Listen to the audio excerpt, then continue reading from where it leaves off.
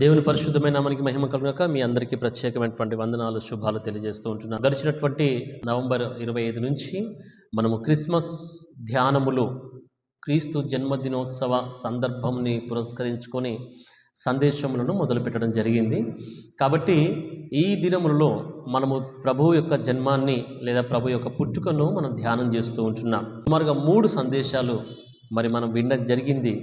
ఈరోజు కూడా ఒక క్రిస్మస్ సందేశాన్ని మీ మధ్య నేను పంచుకోవాలని ప్రభు యొక్క ప్రేరేపణ బట్టి నేను మీ మధ్య నిలబడి ఉండడం జరిగింది. ఈ లోకంలో పండుగలు చాలా ఉన్నాయి.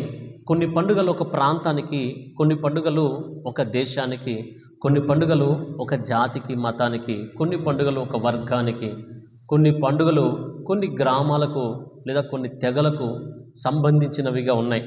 కానీ ఈ ప్రపంచమంతా జరుపుకునేటువంటి పండుగ ఏదైనా ఉంది అని అంటే అది కేవలం క్రిస్మస్ మాత్రమే. అలాంటి గొప్ప క్రిస్మస్ని ఈరోజు క్రైస్తవులు ఎలా జరుపుకుంటున్నారు అని ఒకవేళ మనము ఆలోచన చేయగలిగితే, రకరకాల రుచి కలిగినటువంటి భోజన పదార్థములను, పిండి వంటలను సిద్ధపరచుకొని ఈ క్రిస్మస్ పండుగను పంటికి సంబంధించిన పండుగగా వారు జరుపుకునేటువంటి వారు కొంతమంది. మంచి ఖరీదైనటువంటి వెలగల వస్త్రాలను, దుస్తులను, డ్రెస్సులను కొనుగోలు చేసి క్రిస్మస్ పండుగను ఒంటి పండుగగా జరుపుకునేటువంటి వారు మరికొంతమంది జరుపుకునేటువంటి విధానం ఎలా ఉంటుంది అని అంటే, ఈ ఇండ్లను అలంకరించుకొని చాలా చక్కటి పెయింటింగ్స్ వేసుకొని క్రిస్మస్ పండుగను ఇంటి పండుగకు వారు మార్చుకున్నటువంటి వారుగా కొంతమంది ఉన్నారు. మరికొంతమంది కన్నులకు విందుగా ఆ యొక్క పండుగను డెకరేషన్ చేత చూడ చక్కని విధంగా అందంగా అలంకరించుకొని ఆ పండుగను కంటి పండుగగా వారు సెలబ్రేట్ చేసుకునేటువంటి వారు కొంతమంది ఉన్నారు. కానీ వాస్తవానికి క్రిస్మస్ అనేది ఒక ఇంటికో, ఒక పంటికో, ఒక కంటికో లేదా ఒంటికో సంబంధించినది కాదండి. ఒక ప్రాముఖ్యమైనటువంటి విషయాన్ని మీ మధ్య నేను పంచుకోవాలని నేను ఆశపడతా ఉంటున్నాను. ఈరోజు నేను చెప్పదలుచుకున్నటువంటి అంశం ఏంటంటే, పరిశుద్ధుని పుట్టుకలో పరలోక ప్రత్యక్షతలు. పరిశుద్ధుని పుట్టుకలో పరలోక ప్రత్యక్షతలు. చూడండి దేవుని బిడ్డలారా, యేసుక్రీస్తు ప్రభువారు జన్మించినటువంటి ఆ సందర్భంలో చాలాసార్లు గాబ్రియల్ దూత, పరలోకపు దూతల ప్రత్యక్షతలు కనపడతాయి లేదా దర్శనాలు కనపడతాయి.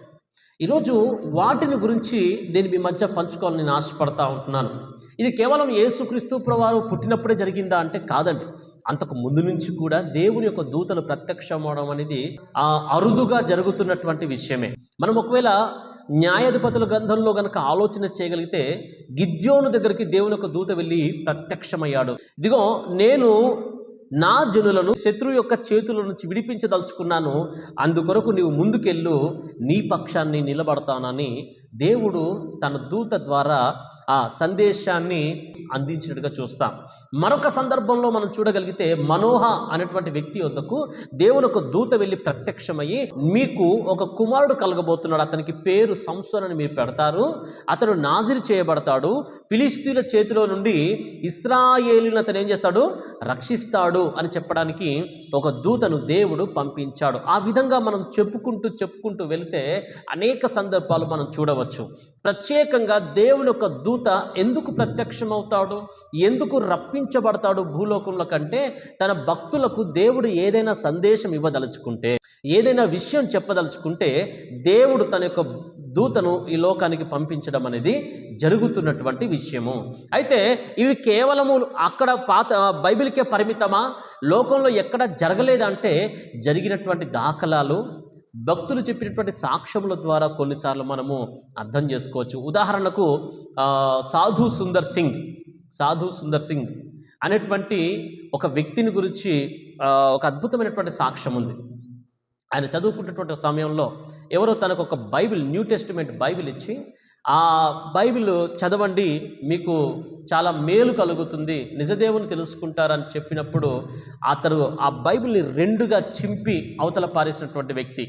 బైబిల్ని కానీ, క్రైస్తవుల్ని కానీ, క్రీస్తుని కానీ చాలా చులకనగా, చాలా చిన్న చూపు చూసేటువంటి వ్యక్తి సాధు సుందర్ సింగ్. ఒకానొక సమయంలో మనశ్శాంతి కొదువై చచ్చిపోతే బాగుంటుంది అని తన ఇంట్లో, అసలు నిజదేవుడు ఎవరో నాకు కనబడాలి, ఆ నిజదేవుడు నాకు కనిపించకపోతే, ఆయన ఎవరో తెలియకపోతే ఇక నేను చచ్చిపోతాను అని కొంత సమయం కేటాయించుకొని ఆ పక్కనే ఉన్నటువంటి రైలు పట్టాల మీద తలబెట్టుకొని చచ్చిపోతానని తీర్మానించుకుంటాడు. అలాంటి సమయంలో రాత్రికాల సమయం అంతా కూడా ఆయన ఇంట్లో ఉండి దేవుడు ఎవరో నాకు ప్రత్యక్షం అవ్వాలి అని భారముతో ప్రార్థన చేసుకుంటున్నాడు. ఎవరి పెరట చేయట్లా, కేవలం ఆయన నిజదేవుడు ఉంటే నాకు ప్రత్యక్షం అవ్వాలి అనేటువంటి భావనతో ఉంటున్న సమయంలో అర్ధరాత్రి 2:30 గంటల సమయంలో ఆయన ఉంటున్నటువంటి గది అంతా కూడా గొప్ప ప్రకాశంతో నిండిందట. గొప్ప ప్రకాశంతో నిండి అక్కడ ఎవరో నువ్వు అని అన్నప్పుడు అప్పుడు ఆయన చెప్పినట్ట, నీవు హింసిస్తున్నటువంటి యేసును నీవు నాకు సాక్షిగా జీవించాలని ఒక మాట చెప్పాడంట. తదుపరి అతను వెంటనే క్రీస్తును సొంత రక్షకునిగా అంగీకరించి ఏ మత గ్రంథాన్ని అయితే, ఏ బైబిల్ని అయితే చింపి పారేశారో ఆ బైబిల్ని మరలా కొనుగోలు చేసి ఆ బైబిల్ని ధ్యానించడం, చదవడం మొదలుపెట్టాడు. అతనికి ఒక బిరుదు ఏంటయ్యా అంటే రక్తసిక్తమైనటువంటి పాదములు కలిగిన అపోస్తలుడు అనేటువంటి బిరుదు లోకంలో అతను సంపాదించుకోగలిగాడు. మంచు పర్వతాల్లో, హిమాలయ పర్వతాల్లో సేవ చేసుకుంటూ ఆ కాలికి చెప్పులు లేకుండానే మంచు కొండల మీద సేవ చేస్తూ అక్కడ ఉన్నటువంటి వారికి సువార్తను ప్రకటిస్తూ ఋషులకు సైతము దేవుని గురించి చెప్పినటువంటి ఒక మంచి శ్రేష్టమైనటువంటి వ్యక్తి ఎవరయ్యా అంటే సాధు సుందర్ సింగ్. దేవుని బిడ్డారా, దేవుని యొక్క దూత ఆయా సమయాల్లో ఆయా వ్యక్తులకు ఎందుకు ప్రత్యక్షం అవుతారంటే ఏదైనా విషయం చెప్పడానికి, ఒక అందించాలనుకున్న సందేశాన్ని అందించడానికి ఆయన ప్రత్యక్షమవుతాడు. కానీ మునుపెన్నడూ జరగనటువంటి విధంగా యేసయ్య జన్మదిన సందర్భంలో మాత్రం అనేక సార్లు దేవుని యొక్క దూత పదే పదే ప్రత్యక్షమవుతాడు. ఎన్నిసార్లు ప్రత్యక్షమయ్యాడు, ఎలా ప్రత్యక్షమయ్యారు, ఎవరికి ప్రత్యక్షమయ్యాడు, ప్రత్యక్షమవడం ద్వారా ఏ సందేశాన్ని చెప్పాలనుకుంటున్నాడు అనేదే ఈరోజు మనం ధ్యానించేటువంటి విషయం. ఒకసారి మన దైవ గ్రంథంలో కనుక చూడగలిగితే మొత్తం యేసుక్రీస్తు యొక్క జన్మదినోత్సవ సందర్భంలో దేవుని యొక్క దూత ఎన్నిసార్లు ప్రత్యక్షమయ్యాడని చూడగలిగితే చూడండి, 7 సార్లు. ఒకటి జకర్యాకు ప్రత్యక్షమవుతాడు. తర్వాత రెండవదిగా మరియమ్మ గారికి ప్రత్యక్షమవుతాడు. మూడవదిగా యోసేపుకు ప్రత్యక్షమవుతాడు. యోసేపుకి 4 సార్లు ప్రత్యక్షమవుతాడు. మొదటిసారి నీ భార్యను చేర్చుకోవడానికి ఎందుకు భయపడుతున్నావు, ఎందుకు సంకోచిస్తున్నావు, ఆమె గర్భవతి అయింది, పరిశుద్ధాత్మ వల్ల అయింది, ఇంకొకటితో తిరిగి కాదు, తను తాను అవమానపరుచుకొని అలాగవ్వలేదు, ఆమె పరిశుద్ధాత్మ వల్ల గర్భవతి అయింది అని ఆమెను చేర్చుకోవడానికి జంకకు అని చెప్పేసి అక్కడ ఒకసారి ప్రత్యక్షమైనట్టుగా చూస్తాం. మరింకొకసారి శిశువులందరినీ కూడా హేరోదు చంపబోతున్నాడు కాబట్టి ఐగుప్తు అనేటువంటి దేశానికి తీసుకొని వెళ్ళు అని చెప్పడానికి ప్రత్యక్షమవుతాడు. మరింకొకసారి అక్కడి నుంచి మరలా తీసుకురా, ఇప్పుడు అపాయం ఏమీ లేదు అని చెప్పడానికి ప్రత్యక్షమవుతాడు. 4వసారిగా మరింకోసారి గలిలయ అనేటువంటి ప్రాంతానికి తీసుకెళ్ళి అక్కడ ఇక పెంచు, నజరేయుడు అని అనిపించబడినట్లుగా నజరేతులో పెంచు అని చెప్పడానికి ఒకసారి ప్రత్యక్షమవుతాడు. పూర్తిగా 4 సార్లు యోసేపు గారికి ప్రత్యక్షమయ్యాడు దేవుని దూత. చూడండి, జకరియా గారికి ఒకసారి, తర్వాత మరియమ్మ గారికి ఒకసారి, 2, ఈ 4 మొత్తం 6. ఇకపోతే 7వ ప్రత్యక్షత ఎవరికి అనంటే గొల్లలు కూడా దేవుని యొక్క దూతలు ప్రత్యక్షమయ్యారు, శుభవర్తమానము తెలియపరిచారు. పూర్తిగా 7 ప్రత్యక్షతలు. ఈ 7 ప్రత్యక్షతల గురించి మనం ధ్యానించబోతున్నాం. కానీ ఈరోజు కుదిరితే ఒక 2 ప్రత్యక్షతల గురించి మనము నేర్చుకునే ప్రయత్నం చేద్దాం. అందుకే నేను చెప్తున్నటువంటి విషయం ఏంటంటే పరిశుద్ధుని పుట్టుకలో పరలోక ప్రత్యక్షతలు. చూడండి దేవుని బిడ్డలారా, మొట్టమొదటి ప్రత్యక్షత గురించి మీకు జ్ఞాపకం చేయాలని ఆశపడుతున్నాను. లూకా సువార్త 1వ అధ్యాయము. అక్కడ మనం ఒకవేళ చూడగలిగితే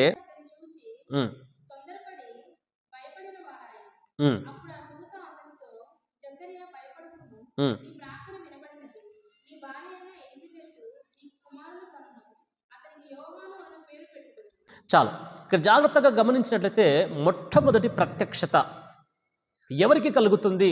జకరియా అనేటువంటి ఒక యాజకుడు. ఎవరయ్యా ఇతను అంటే, జకరియా అనేటువంటి ఈ యొక్క వ్యక్తి వయసు నిండినటువంటి వాడుగా ఉన్నాడు. తన భార్య పేరు ఎలిజబెతు, తను కూడా వృద్ధురాలుగా ఉంది.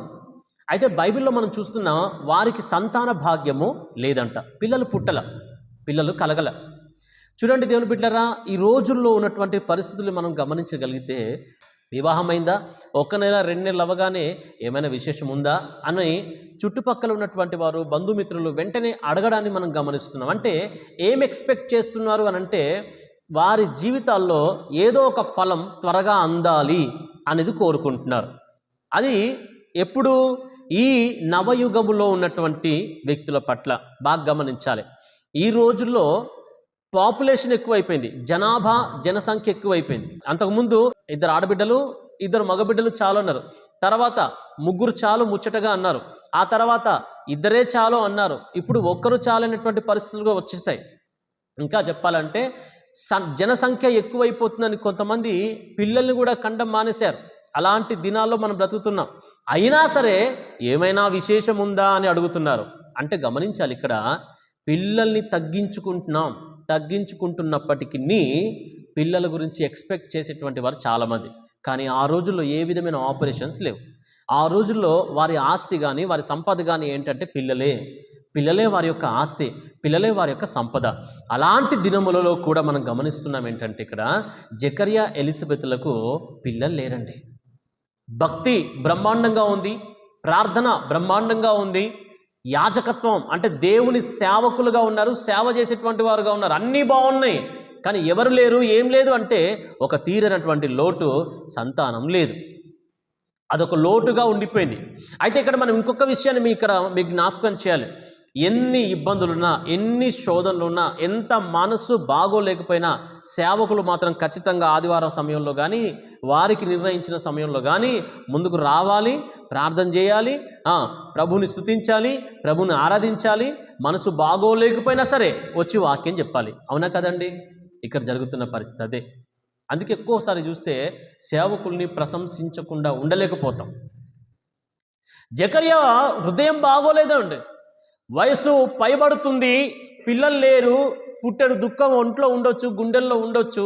అయినా సరే తరగతి క్రమము చొప్పున తన వంతు వచ్చినప్పుడు ఆ ఏఫోదు యాజక వస్త్రములు ధరించుకొని ముందుకు వెళ్ళి మందిరంలో పరిచర్య చేయడాన్ని మనం గమనిస్తున్నాం. ఒకవేళ ఒక విశ్వాసి గురించి ఆలోచన చేయగలిగితే మనసు బాగోలేకపోతే ఇంట్లో ఉంటాడు, లేదా ప్రార్థనకి మానేసుకుంటుంది ఆవిడ. కానీ ఒక సేవకుడు లాంటి వాడు, అంటే సేవకునికి హృదయం లేదా? ఉంది. మీకు కనిపించేటువంటి వేసుకున్న సూటు బూటు కనపడొచ్చేమో, లేకపోతే ఖరీదైన దుస్తులుగా కనిపించవచ్చేమో, కానీ ఆ షర్టు వెనకాల ఒక గుండె ఉంది, ఆ గుండెల్లో పుట్టెడంత వేదన ఉంది అని మాత్రం బహుశా ఎవరికి కనిపించకపోవచ్చు. ఆయన చూస్తున్నాడు. దేవునికి స్తోత్రం. తరగతి క్రమము చొప్పున తన వంతు వచ్చినప్పుడు వెళ్ళి యాజక పరిచర్య చేస్తున్న సమయంలో దేవుని ఒక దూత ప్రత్యక్షమై మొట్టమొదటి మాట చెప్తున్నటువంటి మాట ఏంటంటే, అక్కడ భయపడకుము అని చెప్పిన తర్వాత ఏమంటున్నాడు? నీ ప్రార్థన వినబడినది. దేవునికి స్తోత్రం, హల్లెలూయా. ఈరోజు ఈ మొదటి ప్రత్యక్షత గుండా దేవుడు మనకు అందించదలుచుకున్నటువంటి సందేశం ఏంటంటే, ఆలస్యమైన ఆయన అద్భుతమే చేస్తాడు. అనంటే ఒకసారి, ఆలస్యమైన అద్భుతమే చేస్తాడు. ఆయన అద్భుతం చేసేటువంటి వాడు. వీళ్ళకి ఆలస్యం అవ్వలేదంటే బేషుగ్గా ఆలస్యమైంది. ముసలి వారైపోయారు, వివాహము జరిగి ఏండ్లు గడిచిపోయాయి, చాలా ఏండ్లు అయిపోయాయి, వృద్ధాప్య దశలోకి వచ్చేశారు. మరి దేవుడు తన యొక్క కార్యాన్ని చేయకుండా మానేశాడా? ఇచ్చినటువంటి వాగ్దాన్ని సంపూర్తి చేయకుండా మానేశాడా? తన వాగ్దానాన్ని ఆయన మర్చిపోయాడంటే లేదు. ఆయన తన వాగ్దానాన్ని మరచుటకు మనుష్యుడు కాదండి. చేసినటువంటి ఆ ప్రామిస్, ఆ వాగ్దానం, ఇచ్చిన మాట తప్పడానికి మనిషి అయితే మర్చిపోతాడేమో, కానీ దేవుడు ఎందుకు మర్చిపోతాడు?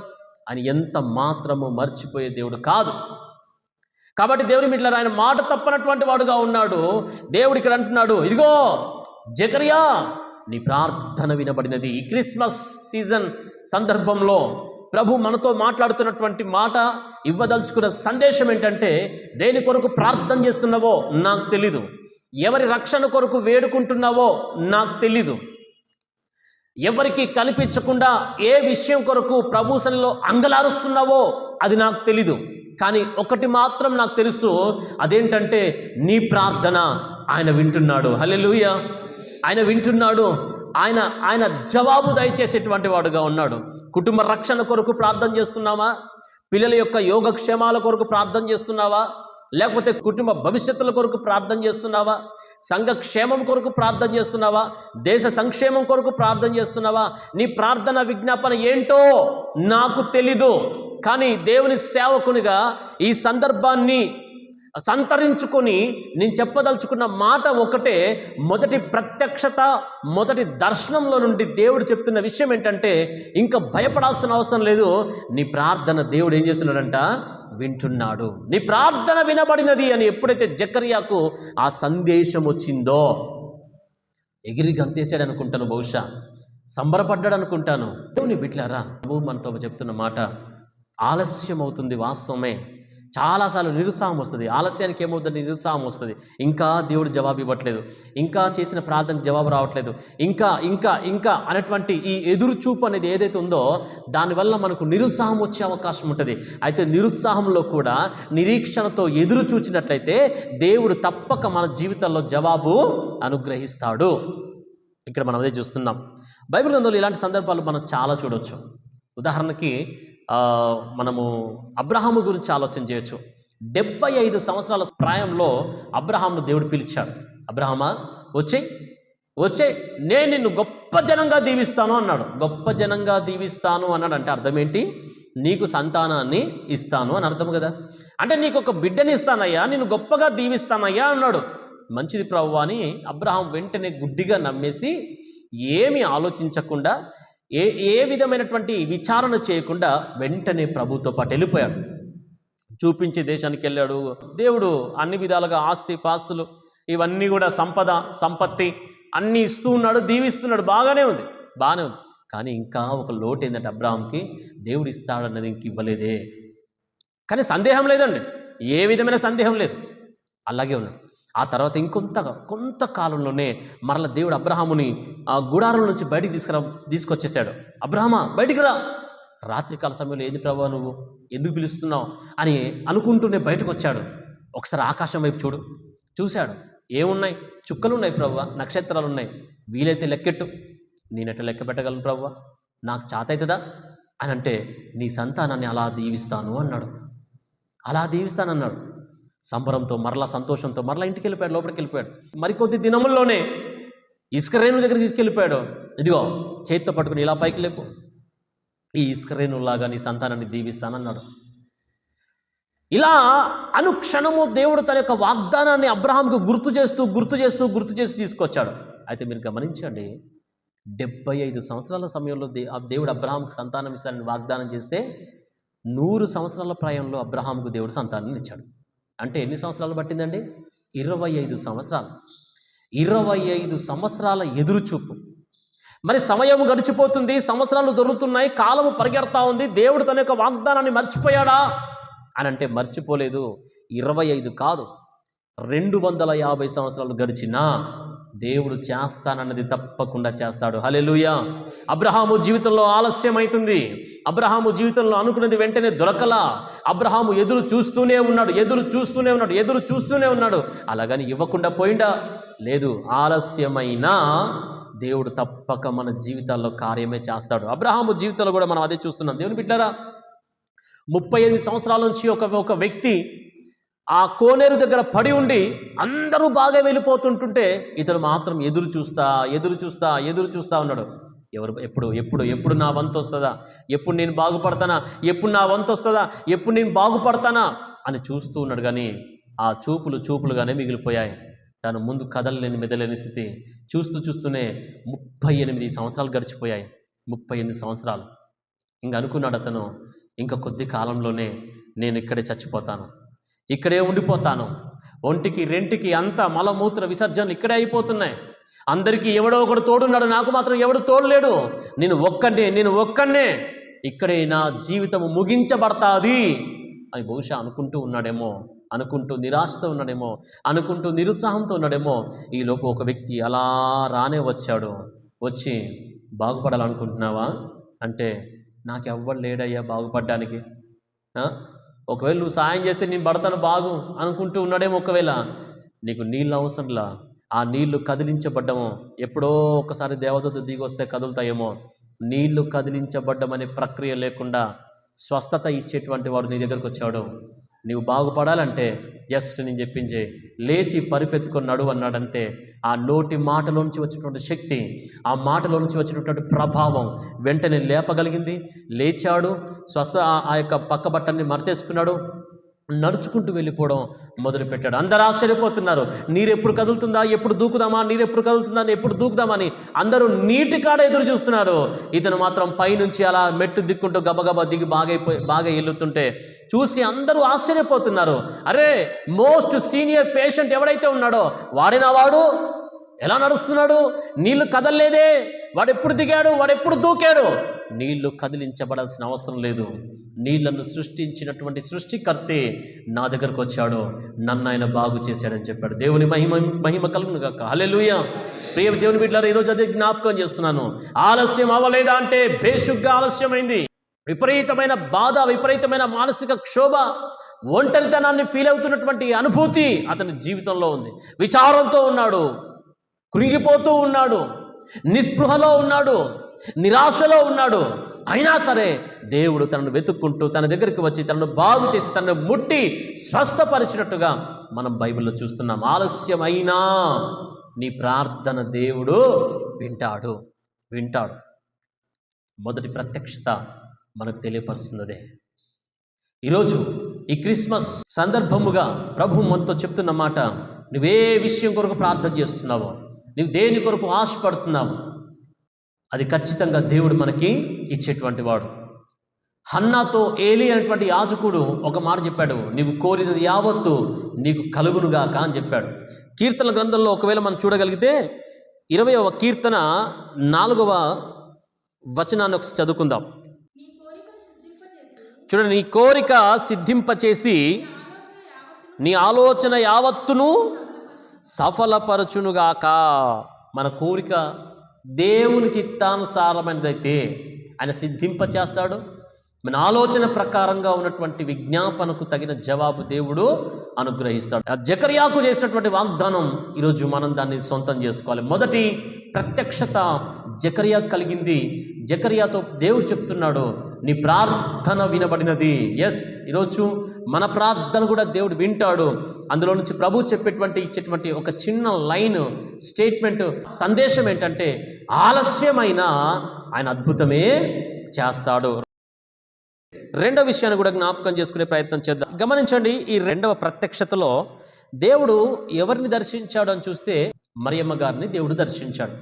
ఈ మరియ గారిని దేవుడు దర్శించి చెప్తున్నటువంటి మాట ఏంటంటే, దయాప్రాప్తురాల నీకేంటంట, నీకు శుభము, నీవు గర్భవతి అవ్వబోతున్నావు అని అంటే ఆవిడంటది, ఇది ఎలా సాధ్యము, నేను పురుషుణ్ణి ఎరుగని దాన్నే, ఇది ఎలా సాధ్యము అని అంటే, అది ఎలా సాధ్యమో దేవుని దూత చక్కగా వివరిస్తాడు. ఏం లేదమ్మా, పరిశుద్ధాత్ముడు నిన్ను కమ్ముకుంటాడు, నీవు ఆత్మ మూలంగా గర్భము దాలుస్తావు అని చెప్పాడు. నీ గర్భమున, నీ కడుపున ఒక బిడ్డ పుట్టబోతున్నాడు. అతనికి ఏమని పేరు పెడతావంట? యేసు. యేసు అనేటువంటి పేరుకి అర్థం ఏంటంటే రక్షకుడు. లోక పాపము నుండి ఆయన రక్షిస్తాడు కాబట్టి అతనికి యేసు అనే పేరు పెట్టబడునని చెప్పినట్టుగా మనం గమనిస్తాం. రెండవ ప్రత్యక్షత మరియమ్మ గారికి. అందులో నుంచి దేవుడు మనకి ఇవ్వదలుచుకున్నటువంటి సందేశం ఏంటంటే, అసాధ్యమును కూడా సుసాధ్యము చేయగలిగినటువంటి దేవుడు మన దేవుడు. హల్లెలూయా. అసాధ్యమును సుసాధ్యము చేస్తాడు. మొదటి దాంట్లో ఆలస్యమైన అద్భుతమే చేస్తాడు. రెండు, అసాధ్యమును సుసాధ్యం చేయును. ఏంటి ఇక్కడ అసాధ్యం? మరియమ్మ గారి విషయంలో అసాధ్యం ఏంటి? గర్భం. సాధారణంగా స్త్రీ పురుషుల కలయిక వలన గర్భం దాలుస్తాం. అయితే ఇక్కడ ఏ విధమైనటువంటి పురుష ప్రమేయం అనేది లేకుండా గర్భము దాల్చడం అనేది అసాధ్యము. కన్యక గర్భవతి అగుట అసాధ్యము, కానీ పరిశుద్ధాత్మ మూలముగా ఇది సాధ్యము చేయబడింది. అందుకే ఒకానొక సందర్భంలో దేవుడు అంటాడు, ఇది మనుషులకు అసాధ్యమే కానీ దేవునికి సమస్తము కూడా సాధ్యము. పరమేశ్వర్ సే సబ్ కుచ్ హో సక్తా హై అని హిందీలో ఉంటుంది. ఆయన ద్వారా ఇది జరగదు, ఇది కుదరదు, ఇది ఆయన వల్ల కాదు అనేటువంటి పని ఏది కూడా లేదు. ఆయన సమస్తము సాధ్యము చేయగలడు. ఎప్పుడైనా మీరు విన్నారా? సముద్రమును రెండుగా చీల్చి అందులో నుంచి నడుచుకుంటూ పోయారని ఇజ్రాయిల్ సందర్భం తప్పితే ఎక్కడైనా వినబడిందా? వినబడదు మనకి. ఎందుకు? జరగదది. ఆ జరగని పని. సముద్రం ముందుకు వచ్చారు, వెనకాలేమో ఐగుప్తు సేన వచ్చింది, మధ్యలో ఏమో వీరు ఇశ్రాయేలీయులు ఉన్నారు. ముందు చూస్తేనేమో సముద్రం కనపడుతుంది, ముందు నుయ్యి వెనుక గొయ్యిలాగా ఉంది పరిస్థితి. ఇప్పుడు ఆ పరిస్థితిలో ఎవరు ఆదుకొనగలరు, ఎవరు రక్షించగలరు, ఎవరు విమోచించగలరు? ఎవరు కనిపించట్లా. మోషే దేవుని వైపు చూస్తూ, అయ్యా ఏంటి పరిస్థితి అంటే, మీరు ఊరకుండండి, నేడు నేను కలగజేయు రక్షణను కల్లారా మీరు చూడండి అని చెప్పాడు. అంతే. వారు మనసులో ప్రార్థన చేసుకుంటున్నారు, దేవుని తప్పిస్తూ ఉన్నారు, దేవుని జపిస్తూ ఉన్నారు, దేవుని తలంచుకుంటూ ఉన్నారు. అంతే. చూస్తూ ఉండగానే మోషే నీ చేతిలో ఉన్న కర్రను పైకెత్తు అనగానే కర్రను పైకెత్తగానే ఆ సముద్రము రెండుగా చీల్చుకుంటూ వెళ్ళిపోయిందండి. దారి అలా కనబడుతుంది. సముద్రంలో రహదారి. ఆ రహదారిలో చక్కగా నడుచుకుంటూ వెళ్ళిపోయారు. అసాధ్యము కానీ సాధ్యము చేయబడినట్లుగా బైబిల్లో మనం చూస్తున్నాం. మొత్తానికైతే దాటారు. ఆ తర్వాత నడుచుకుంటూ వెళ్తున్న సమయంలో వాళ్ళకి ఆకలిస్తుంది. అయ్యా ఆకలి. మోషే మరలా దేవుని వైపు చూస్తున్నాడు. మోషే ప్రార్థన చేస్తూ ఉన్నాడు, దేవా. ఇంతకుముందు మనం చదువుకున్న కీర్తనలో కూడా మాట ఉంది, ఆకాశములో నుండి ఆయన ఆహారమునిచ్చాడంట. ఆకాశంలో నుండి దేవదూతలు భుజించేటువంటి ఆహారమునంట వారి కోసం ఇచ్చేశారు. మన్నా అలా కురుస్తూ ఉంది. వాటిని వారు ఏరుకోవడము, వండుకోవడము, శుభ్రంగా తినేయడం, వేంపుకొని. దయచేసి గమనించండి, 40 సంవత్సరములు దేవుని చేత పోషించబడ్డారు. ఆకాశంలో ఆహారము పొందుకోవడం అందరికీ అసాధ్యమే. అరణ్యంలో అన్నం తినడం అందరికీ అసాధ్యమే. కానీ వీరు హాయిగా తిన్నారండి. సుసాధ్యపరిచాడు దేవుడు, సుసాధ్యపరిచాడు. తిన్నాకేం కావాలి? నీళ్లు కావాలి. మరి నీళ్లు కావాలంటే వారి పరిస్థితి ఏంటి? అయ్యా నీళ్ళు. అరణ్యంలో నీళ్ళు ఎక్కడ వస్తాయి? పోయిన చోటల్లా ఏదో నది ఉంటుంది అనుకుంటారా? కష్టం. కానీ దేవుడు అన్నాడు, నీ పక్కన ఒక బండి ఉందా? ఉంది ప్రభువా, దాన్ని కొడితే ఆ బండి నుంచి నీళ్ళు వచ్చేసాయి. నీళ్ళు సుమారుగా 20 లక్షల జనాభా, ఒక్కొక్కడికి 2 లీటర్ల చొప్పున వేసుకున్నా కూడా 40 లక్షల లీటర్ల నీళ్లు కావాలి. 2 తాగి ఆగేటోళ్ళు కాదు, అది నడుచుకుంటూ వెళ్ళేటువంటి వారు కాబట్టి సుమారుగా ఒక 5 లీటర్లను తాగొచ్చు. 1 కోటి లీటర్ల వాటర్ కావాలండి. గమనించండి, ఎలా ఎలా ఎలా ఒకవేళ కాలనీలో వాటర్ బంద్ అయిపోతే నగర నిగం మున్సిపాలిటీ ఆ ట్యాంక్ రావడానికి ఎంతో టైం పడుతుంది. కానీ దేవుడైతే వారికి వెంటనే వాటర్ ఇచ్చేశాడు. బండలో నుంచి నీళ్లు రావడం అసాధ్యం, దేవుని ద్వారా సాధ్యమైంది. అరణ్యంలో వారికి నాన్ వెజ్ పెట్టడం అసాధ్యం, దేవుడు వారికి పెట్టేశాడు. ఇలా చూసుకుంటూ పోతే ఎన్నో ఎన్నో ఎన్నో. రాత్రి అగ్నిస్తంభంగా ఉన్నాడు దేవుడు వారికి తోడుగా, పగలు మేఘస్తంభంగా తోడుగా దేవుడు ఉన్నారు. నడిచి వారికి కాళ్ళు వాపు రావట్లేదు, నొప్పి రావట్లేదు, నడిచి చెప్పులు అరగట్లేదు, వేసుకొని బట్టలు పాతగిలట్లేదు, వేసుకున్న బట్టలు వేసుకున్నట్టుగా ఉన్నారు, నడిచిన కాళ్ళు నడిచినట్టుగానే ఉన్నాయి, ఆ చెప్పులు కూడా అరగకుండానే ఉన్నాయి. మరి ఏ బ్రాండో? ఇవన్నిటినీ గమనిస్తున్నప్పుడు అసాధ్యము అనిపిస్తుంది. కానీ దేవునికి సమస్తము సాధ్యం. ఆయన చేసి చూపించాడు. అంతవరకు మనం పాట పాడుకున్నాము, ఆయన ఏమైనా చేయగలడు, మన స్థితిగతులు కథను అంతా ఒక్క దెబ్బకి మార్చగలడు. అంతవరకు సముద్రం కనపడతా ఉంది, క్షణంలోనే రహదారి కనపడతా ఉంది. అంతవరకు బండ కనపడతా ఉంది, క్షణంలోనే జీవజలం కనపడతా ఉంటుంది. అంతవరకు ఆకలి కనపడతా ఉంది, ఒక క్షణంలోనే బ్రహ్మాండమైన పూరడి పిట్టలు వచ్చి పడిపోయి వారికి ఆహారంగా మారిపోయినటువంటి విధానం మనం గమనిస్తూ ఉంటున్నాం. ఏ సమయమైనా ఏ పరిస్థితులైనా మార్చగలిగినటువంటి దేవుడు ఆయన యేసుక్రీస్తు ప్రభువారు మాత్రమే. ఆయనకు సమస్తము సాధ్యము. మరియ జీవితంలో జరిగిన ఆ సుసాధ్యమైన పని ఈరోజు మన జీవితంలో కూడా ప్రభు చేయాలని ఆశపడుతున్నాడు. జకరియా జీవితంలో ఇచ్చినటువంటి జవాబు మన జీవితంలో కూడా దేవుడు ఇవ్వాలని ఆశపడుతున్నాడు. ఆలస్యమైన అద్భుతం చేస్తాడు, అసాధ్యమైన సుసాధ్యముగా మారుస్తాడు. ఇంకా అంతే. ఇక మా ఆయన ఎప్పుడు మారడు, మా భర్త ఎప్పుడు మారడు, ఇంకా ఆయన అంతే, ఇంకా ఆయన మారడు. ఇక మా పిల్లలు అంతే, ఇప్పటికే చాలా టైం అయిపోయింది, వాళ్ళు మార్పు చెందరు. ఇక మా అప్పులు తీరవు, మా బ్రతుకులు ఇంతే. బాధపడాల్సిన అవసరం లేదు, చింతించాల్సిన అవసరం లేదు. ఆయన మీద ఆనుకుంటే, ఆయనను అర్థం చేసుకుంటే, ఆయనకు ప్రార్థన చేస్తూ ఉంటే, విశ్వాసంలో తొలగిపోకుండా స్థిరంగా ఉండగలిగితే ఆయన ఏమైనా చేయగలిగినటువంటి వాడు. అసాధ్యము అనుకున్న దాన్ని సుసాధ్యముగా మార్చగలిగినటువంటి దేవుడు యేసుక్రీస్తు ప్రభువారని మనం ఇక్కడ జ్ఞాపకం చేసుకుంటున్నాం. దీనురాలే ఈవిడ, బీదరాలే ఈవిడ, కానీ యేసుక్రీస్తుకు జన్మనిచ్చినటువంటి గొప్ప భాగ్యవంతురాలుగా ఆవిడ మారిపోయిందండి. ఈరోజు ప్రపంచంలో ఎక్కడైనా సరే క్రీస్తుని గురించి మాట్లాడుతున్నప్పుడు ఆయన యొక్క తల్లిని గురించి కూడా మాట్లాడుతూ ఆమె ప్రశంసించడం అనేది మనం లోకంలో చూస్తూ ఉన్నాం. మనం కూడా ప్రశంసిస్తూ ఉంటాం, గౌరవిస్తూ ఉంటాం, గొప్ప చేస్తూ ఉంటాం. ఒకానొక సందర్భంలో యేసు ప్రభువారు వాక్యం చెప్తున్న సమయంలో ఒక స్త్రీ లేచి నిలబడి, అయ్యా నిన్ను కన్న గర్భము, నీవు కుడిచిన స్తనములు ఎంత ధన్యములైనవి అని ఆ మరియమ్మ గారి గురించి ఆవిడ పొగిడినట్లుగా, ఆవిడని బట్టి ప్రభుని గణపరిచినట్లుగా బైబిల్లో చూస్తాం. నిజంగా ఎంత గొప్ప విషయం. 2 ప్రత్యక్షతలు మనం ధ్యానం చేశాం. 2 ప్రత్యక్షతలు. ఒకటి జకరియా కలిగిన ప్రత్యక్షత. జకరియాతో ప్రభు చెప్పి నీ ప్రార్థన వినబడినది. దాని నుంచి ప్రభు మనకి ఇవ్వదలుచుకున్న సందేశం, ఆలస్యమైన ఆయన అద్భుతమే చేస్తాడు. ఆలస్యమైన ఈ జకరియా జీవితంలో కాస్త ఆలస్యమైతే మామూలు కుమారుడు పుట్టాడా? పుట్టలేదండి. యేసుక్రీస్తు ప్రభు యొక్క మార్గాన్ని సరళము చేయడానికి 6 నెలల ముందే ఎవరు? యోహాను, బాప్తిస్మిచ్చి యోహాను పుట్టాడు. ఆయన వచ్చి ఈయన మార్గాన్ని సరళం చేశాడు. ఆయన వచ్చి ఈయన గురించి చెప్తూ వచ్చాడు, ఇదిగో నేను నీళ్ళలో మీకు బాప్తిస్మ ఇస్తున్నాను, నా వెనకాల వచ్చేటువంటి వాడు ఇంకా శక్తిమంతుడు, ఆయన పరిశుద్ధాత్మతోనూ అగ్నిలోనూ మీకేం చేస్తాడు?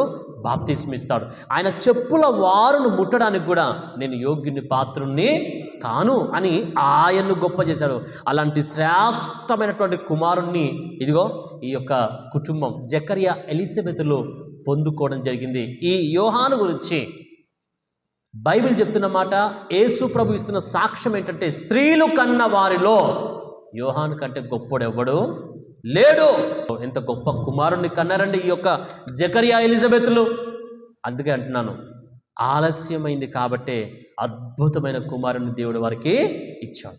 నీ ప్రార్థనకు జవాబు రావడం ఆలస్యమవుతుందా? సంతోషించాలి. జవాబు ఆలస్యమైతే అద్భుతమైన జవాబు దేవుడు ఇవ్వబోతాడు. లేదు వెంటనే వస్తుందా? అది ఇంతే.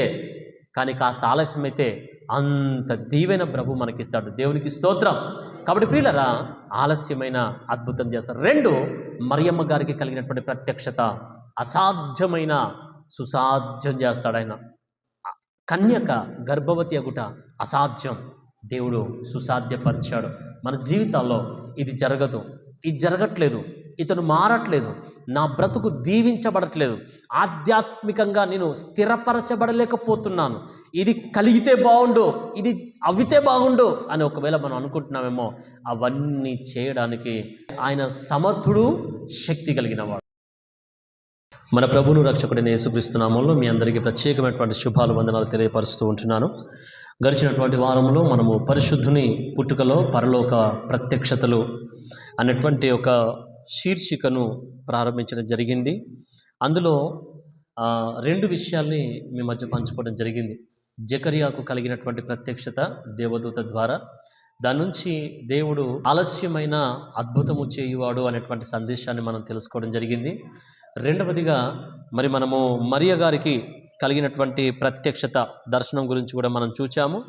దాంట్లో నుంచి అసాధ్యమును ఆయన సుసాధ్యము చేయువాడు అనేటువంటి విషయాన్ని కూడా తెలుసుకోవడం జరిగింది. ఈరోజు మూడవదిగా గొల్లలకు కలిగినటువంటి ప్రత్యక్షత. ఒకసారి మనం దయచేసి లూకా సువార్త 2వ అధ్యాయము 8 నుంచి 14 వచనం వరకు రాయబడినటువంటి విషయం, గొల్లలకు కలిగిన ప్రత్యక్షత చూస్తాం. దాంట్లో మనం ఒక్కసారి 10వ వచనం చదువుదామా?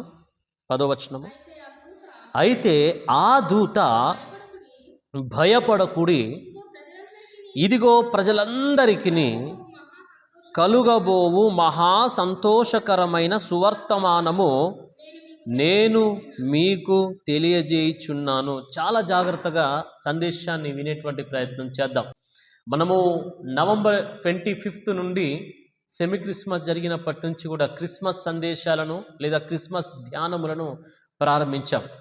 అనేక విషయాలను, అనేక పాఠాలను ఈ క్రిస్మస్ దినముల్లో మనం నేర్చుకోవడం జరుగుతూ ఉంటుంది. అందులో భాగంగానే ఈ పరిశుద్ధుని పుట్టుకలో పరలోక ప్రత్యక్షతలు అనేటువంటి 7 అంశములతో కూడినటువంటి విషయాలను వాక్య రూపకంగా మీ మధ్య పంచుకోవడం జరుగుతూ ఉంటుంది. అందులో 2 జ్ఞాపకం చేసుకున్నాం. 3వ దర్శనము లేదా ప్రత్యక్షత ఎవరికి కలిగింది అని మనం చూడగలిగితే గొల్లలు. ఈ గొల్లలకు ఒక ప్రత్యక్షత కలుగుతూ ఉంది. దేవుని యొక్క దూతలు వారి మధ్యకి దిగి వచ్చారు.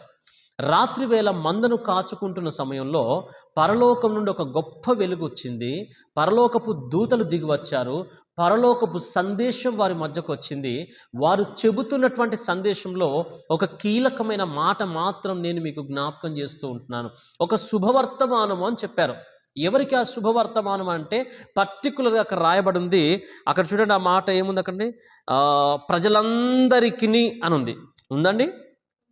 ప్రజలందరికీ అంటే ఇది ప్రత్యేకంగా ఈ శుభవర్తమానము ఒక తెగవారికి కాదు, ఒక వర్గానికి కాదు, ఒక ఊరి వారికి కాదు, ఒక వాడకి చెందినటువంటి వారికి కాదు, ఒక దేశానికి చెందినటువంటి వారికి కాదంట. ప్రజలందరికీ ఇది శుభవర్తమానము అంటున్నాడు. ప్రజలందరికీ శుభవర్తమానము. ఉదాహరణకి మన ఆంధ్రప్రదేశ్ ముఖ్యమంత్రి గారు శ్రీ నారా చంద్రబాబు నాయుడు గారు, వారు అప్పులలో ఉన్నటువంటి వారందరికీ ఇదిగో ఈ విధంగా నేను రుణమాఫీ చేస్తున్నానంటే ప్రజలందరికీ సంతోషమా కదా? అందరూ సంతోషపడతారు. ప్రజలందరికీ అనంటే సంతోషమే. లేదు, పర్టికులర్గా రాయలసీమలో ఉన్న వారికి మాత్రమే ఈ యొక్క గుడ్ న్యూస్ అనంటే అది కేవలం ఆ కోవకు చెందిన ఆ డిస్ట్రిక్ట్లకు చెందినటువంటి వారికి మాత్రమే పరిమితం అవుతుంది. అది మిగతా ఆంధ్రప్రదేశ్ వారందరికీ కాదు.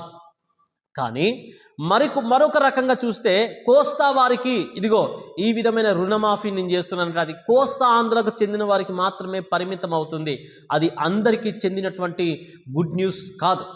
ఈ విధంగా మనం ఆలోచన చేయగలిగితే దేవుని బిడ్డలారా, కొన్నిసార్లు రాజకీయ నాయకుల ద్వారా, ముఖ్యమంత్రుల ద్వారా, ప్రధానమంత్రుల ద్వారా దేశానికి, రాష్ట్రాలకు, కొన్ని ఊర్లకు సంబంధించి కొన్ని వాళ్ళు మేలు చేస్తారు. అది గుడ్ న్యూసే. కానీ అది ఊరు మటుకు, లేదా వాడ మటుకు, లేదా రాష్ట్రం మటుకు, లేదా దేశం మటుకు మాత్రమే. కానీ ప్రపంచం అంతటికి ఈ లోకంలో ఏదైనా గుడ్ న్యూస్ ఉందా అంటే అది యేసుక్రీస్తు యొక్క జన్మదినము తప్పితే, లేదా యేసుక్రీస్తు యొక్క జన్మము తప్పితే మరొకటి కాదు. ఎందుకు యేసయ్య జన్మము లోకమంతటికి ఎందుకు శుభవర్తమానంగా మారింది? శ్రీ నారా చంద్రబాబు నాయుడు గారు రుణమాఫీ అన్నప్పుడు రుణాలు తీసుకున్నటువంటి వారికి సంతోషమే. ఈ రుణము, ఈ వడ్డీ మీద వడ్డీలు కట్టుకోలేకపోతున్నాము, రుణాన్ని మాఫీ చేస్తానంటున్నారు ఈ ముఖ్యమంత్రి గారు అని చాలా సంబరపడతారు. అది వారికి గుడ్ న్యూసే. ఆ గుడ్ న్యూస్ వచ్చేంతవరకు వారు రుణముతో వేగుతున్నారు, రుణముతో బాధపడుతున్నారు, ఆ అప్పులతో వారు సతమతమైపోతూ ఉన్నారు. కొన్నిసార్లు అప్పుల బాధ తాళలేక ఆత్మహత్యలు చేసుకునేటువంటి వారు కూడా ఉన్నారు. కాబట్టి రుణమాఫీ అనే పదము లేదంటే అనేటువంటి ఆ ప్రాజెక్ట్ బడ్జెట్ ఎప్పుడైతే జారీ అవుతుందో అప్పుడు వారు బాధల్లో నుంచి రిలీఫ్ అవుతారు. అంతవరకు ఆ బాధలు వారికి అలాగే ఉన్నాయి. మరి యేసు ప్రభు యొక్క పుట్టుక ప్రజలందరికీ ఎందుకు శుభవర్తమానంగా మారింది అనేటువంటి విషయాన్ని మనం ఆలోచన చేస్తే, ఆయన పుట్టనంత వరకు మనుషులు బాధల్లో ఉన్నారు, మనుషులు ఇబ్బందుల్లో ఉన్నారు, మనుషులు వేదనతో ఉన్నారు. ఏ విధమైన వేదన, ఏ విధమైన బాధ, ఏ విధమైనటువంటి సమస్యలో మనుషులు ఉన్నారు అని అంటే ఒకటే జ్ఞాపకం చేస్తున్నాను, పాపము. ఎందుకంటే బైబిల్లో ఉంది, ఏ భేదము లేదు, మనుషులందరూ పాపము చేసి దేవుడు అనుగ్రహించేటువంటి మహిమను పొందలేకపోవచ్చున్నారు. నీతిమంతుడు లేడు, ఒక్కడు కూడా లేడు. ఆకాశం నుంచి దేవుడు నరులను పరిశీలించి చూడగా వివేకము కలిగి నడుచువారు ఎవరు అని ఉన్నారని దేవుడు పరిశీలించి చూస్తే ఎవరు కనిపించట్లేదంట. అందరూ త్రోవ తప్పిపోయారు, అందరూ పాపులుగా మారిపోయారు. ఉదయం లేచింది మొదలుకొని రాత్రి పడుకుండేంత వరకు తమ ఆలోచనల ద్వారా, తమ చూపుల ద్వారా, తమ మాట ద్వారా, తమ ప్రవర్తన ద్వారా ఏదో ఒక తప్పుల్లో పడిపోతున్నటువంటి వారుగా మానవుడు మారాడు. మానవుడు పాపముతో వేగుతున్నాడు. మానవుడు అపవాది యొక్క కబంధ హస్తముల కింద బందీ అయిపోయాడు. మానవుడు పాపానికి బానిసైపోయాడు. మానవునికి స్వేచ్ఛ లేదు. మోక్షం పొందాలని, స్వర్గానికి పోవాలని అనేక రకాల తపస్సులు, జపములు, ప్రార్థనలు, ఉపవాసములు, యజ్ఞాలు, హోమాలు ఎన్ని చేస్తున్నా కూడా ఆ మోక్షము, ఆ స్వర్గమునికి దారి కనిపించని వాడుగా మిగిలిపోయాడు. ఏదైనా పాపము చేయడము, ఏదో ఒక బలి పశువును బలి ఇవ్వడము, దాని నుంచి తాత్కాలిక ఉపశమనాన్ని పొందడము, తిరిగి మరలా అదే పాపము యొక్క వేదన, పాపము యొక్క నేరారోపణ పదే పదే తనకి జ్ఞాపకం రావడము, ఈ విధంగా మనిషి పాపానికి బానిసైపోయాడు. ఇది జీవితం అయిపోయింది. అందుకే అంటున్నాడు, మనుషులందరికీ ఇది శుభవర్తమానం. అంటే మనుషులందరికీ అంటున్నాడంటే మనుషులందరూ కూడా పాపంలో ఉన్నారు. ఇది అర్థం. అందరికీ శుభవర్తమానం ఇది. ప్రజలందరికీ అని నారా చంద్రబాబు నాయుడు గారు చెప్పలేదు. ఎందుకంటే ప్రజలందరూ అప్పుల్లో ఉన్నారంటే లేదు. రైతులకు శుభవర్తమానము ఏంటి? మీ రైతులందరికీ రుణమాఫీ చేస్తున్నాను. రైతులందరూ సంబరపడతారు. ఒక రైతులకు చెందినటువంటిది అది. లేదా ఆటో డ్రైవర్ల యూనియన్లకు చెందినటువంటిది ఒక రుణమాఫీ ఏదన్నా చూడండి. కానీ ఇక్కడ మనుషులందరూ అనేటువంటి పదాన్ని దేవుడు వాడడంలో గల ఉద్దేశం ఏంటంటే అందరూ త్రోవ తప్పి పాపములో పడిపోయినటువంటి వారే. వీరందరికీ ఒక రక్షకుడు కావాలి, వీరందరికీ విమోచకుడు కావాలి, వీరందరినీ ఈ పాపపు ఊబిలో నుంచి విడిపించగలిగినటువంటి నాయకుడు ఒకడు కావాలి. ఆయనే పుట్టాడు అని చెప్పడానికి పరలోకం నుంచి దేవదూత దిగి వచ్చి గొల్లలకు మొట్టమొదటిగా చెప్పడాన్ని మనం గమనిస్తున్నాం. ఒకసారి ఇప్పుడు మరలా చదువుదాం మాట, దయచేసి చదవండి. 10వ వచనము, భయపడకుడి, ఇదిగో ప్రజలందరికీ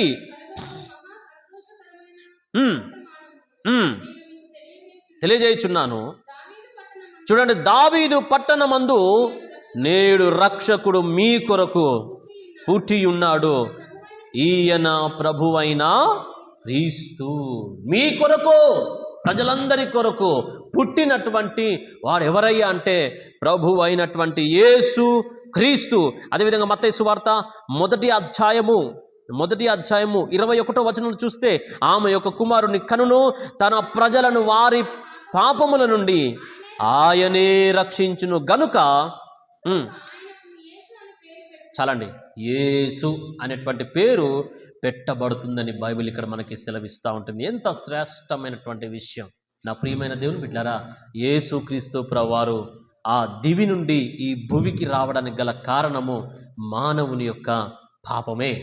పాపంని విరిచి మనిషికి పవిత్రతను అంటగట్టాలని దేవుడు అక్కడి నుంచి ఇక్కడికి దిగి రావడం జరిగింది. ఒక్క ఉదాహరణ చెప్పి 2వ పాయింట్లోకి నేను వెళ్ళిపోతాను.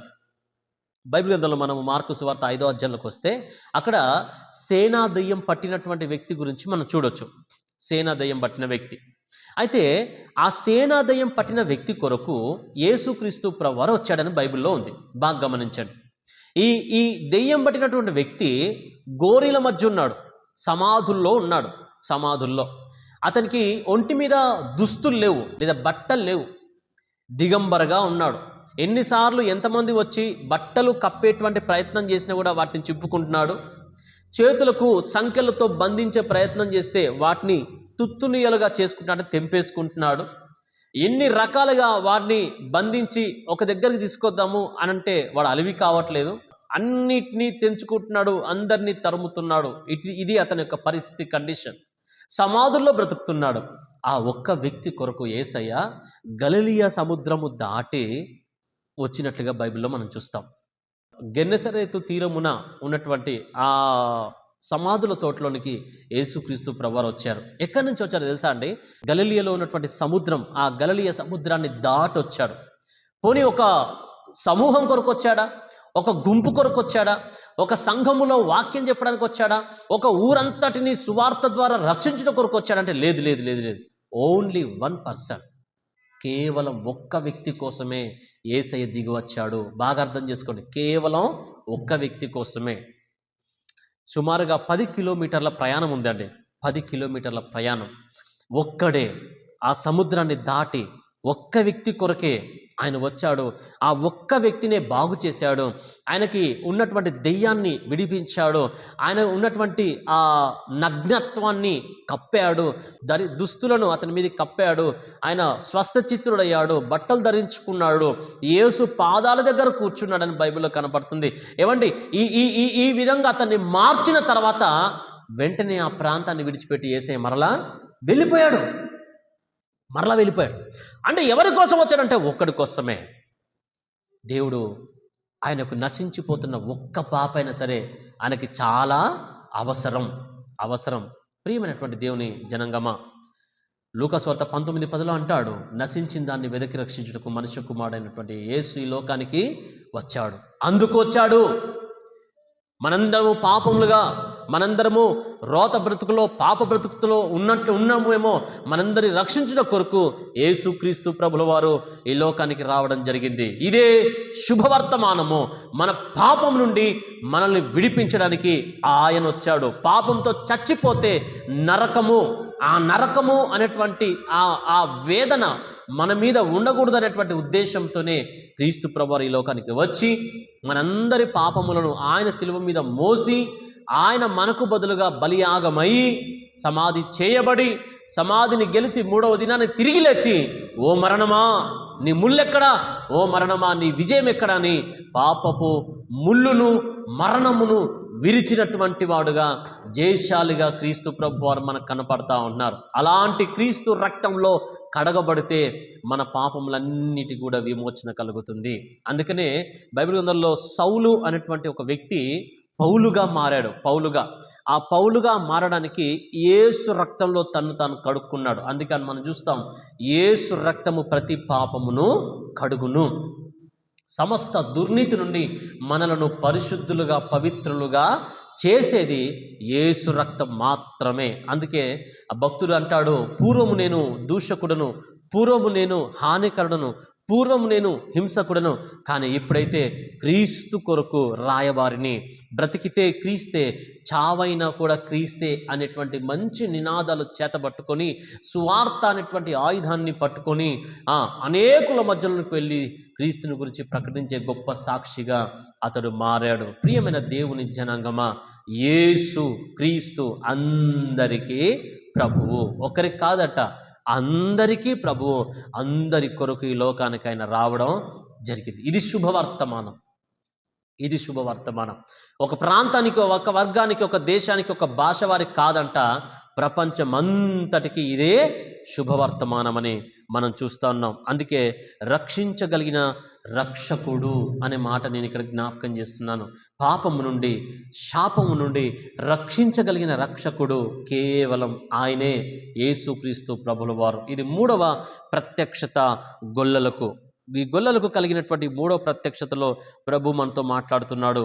రక్షించగలిగినటువంటి రక్షకుడు ఆయనే అన్న విషయాన్ని ఇక్కడ మనము అర్థం చేసుకుంటున్నాం. 3 జ్ఞాపకం చేశాను. 1 జకర్యాకు, 2 మరియమ్మ గారికి, 3వది గొల్లలకు. ఇకపోతే 4 సార్లు యోసేపు గారికి దర్శనం కలిగింది. ఒకసారేమో నీ భార్యను నీ దగ్గరికి చేర్చుకోవడానికి నువ్వు భయపడమాకు, నువ్వు చేర్చుకో అని చెప్పడానికి ఒకసారి, 2వసారేమో ప్రమాదం ఉంది, ఇక్కడి నుంచి నీ బిడ్డను నీ భార్యను ఐగుప్తుకు తీసుకెళ్ళమని చెప్పడానికి 2వసారి, 3వసారేమో ప్రమాదం తీరిపోయింది, అక్కడి నుంచి తిరిగి తీసుకురా అని చెప్పడానికి 3వసారి, 4వసారేమో వచ్చినటువంటి రాజుగారు యూదా ప్రజల మీద ఒక కన్నేశాడు కాబట్టి ఈ నీ కుమారుణ్ణి, నీ భార్యను గలిలయ ప్రాంతానికి నువ్వు తీసుకొని వెళ్ళి నజరేతులో అతన్ని పెంచుమని చెప్పడానికి 4వసారి. ఇలా 4 సార్లు దూత ప్రత్యక్షమయ్యాడు. ఈ 4 ప్రత్యక్షతల్లో నుంచి 4 విషయాలను నేను మీకు జ్ఞాపకం చేసి నా ప్రసంగాన్ని నేను ముగించుకుంటున్నాను. దయచేసి చూడండి. యోసేపు కలిగినటువంటి మొదటి ప్రత్యక్షత మత్తయి సువార్త 1వ అధ్యాయము 20 నుంచి 21 వచనం చదవండి.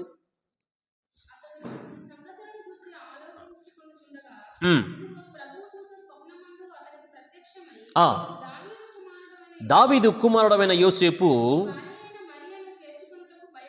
భయపడకుము, ఆమె ఒక కుమారుని కంటాది,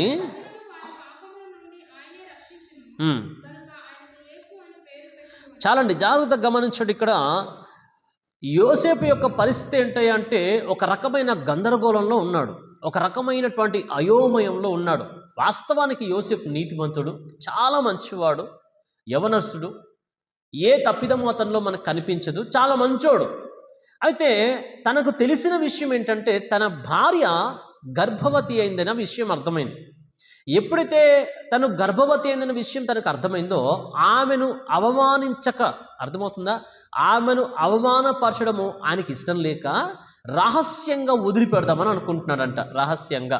వాస్తవంగా ఈ యూదా సాంప్రదాయం, ఇజ్రాయేల్ సాంప్రదాయంలో వారి యొక్క చరిత్ర ఆధారాలు మనం చూస్తే భర్త ప్రమేయం లేకుండా ఒకవేళ ఒక భార్యకు వ్యభిచారము ద్వారా గర్భం వచ్చినా లేకపోతే వ్యభిచారము చేస్తూ పట్టబడినా ఆమెను రాళ్లతో కొట్టి చంపేయాలి, మరణశిక్ష విధించాలి. అది వారి దేవుడు వారికి చెప్పినటువంటి విధి.